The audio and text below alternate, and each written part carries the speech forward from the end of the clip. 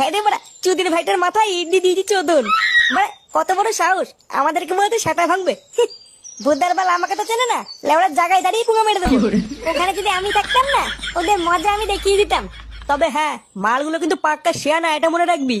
হ্যাঁ, ল্যাংচা এটা ঠিকই বলেছে। ওরা কিন্তু চুপচাপ বসে থাকবে না, ওই ইটের জবাব কিন্তু ওরা পাটকেল দিয়ে দেবে। তাই ওদের উপরে আমাদের কয়দিন একটু নজর রাখতে হবে।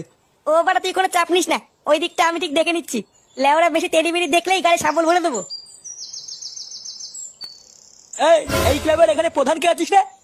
কেন স্যার, কি হয়েছে?